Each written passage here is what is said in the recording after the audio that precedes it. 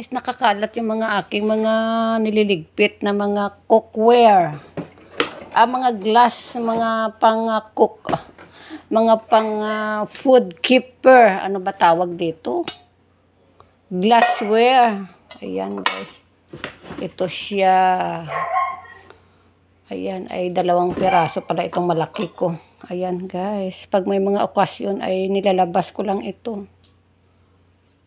Ayan ay malaki.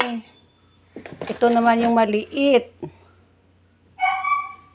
Ayan ay mayroon pa ako dito guys. O ayan, nakatago lang sila dahil wala pa tayong mapaglagyan dahil wala tayong cabinet.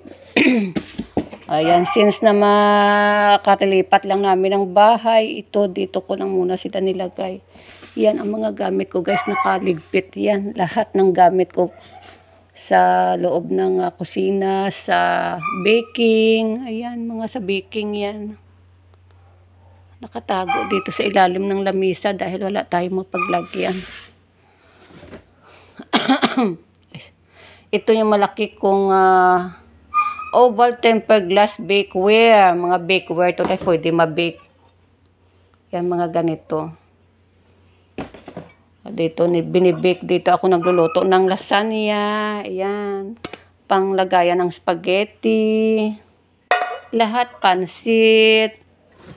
Ayan guys, binili ko lang ito by online, Lazada or Shopee. Ayan, affordable price naman mga ganito. Yung mga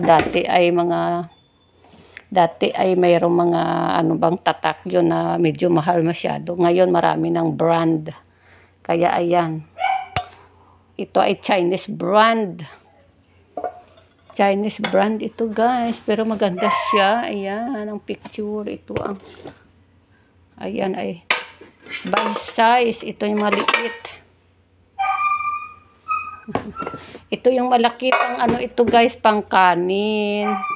Nilalagyan ko ng kanin. Dito ako nag-bake ng aking lasagna. Ayan.